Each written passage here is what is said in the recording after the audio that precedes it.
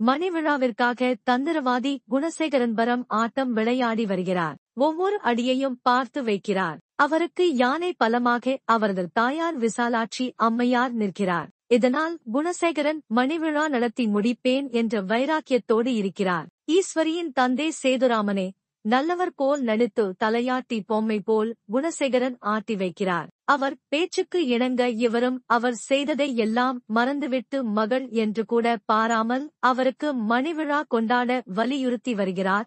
இது ஒரு புறம் இருக்க, குடும்பத்தோடு தாய் மற்றும் 4 மகன்களும் கோயிலுக்கு சென்றுள்ளனர். அங்கே விசாலாட்சி பல தடாலடி முடிவுகளை எடுக்கிறார். இளைய மகன்களிடம் அண்ணன் தான் நமக்கு எல்லாம், அவன் பின்னால் நங்கூரமாய் நிற்க வேண்டும் என அனைத்து மகன்களுக்கும் அறிவுரை கூறுகிறார். அது மட்டும் இல்லாமல் இந்த மணிவிழாவை ஊரே மெச்சும் அளவிற்கு நடத்த வேண்டும், எல்லோருக்கும் அழைப்பு விடுங்கள் என ஒரு தந்திரம் செய்கிறார். 4 மருமகள்கள் உடைய குடும்பத்தினர் அனைவரையும் அழைத்து முறை செய்ய சொல்லுங்கள், இதுதான் நமக்கு கௌரவம் என்கிறார்.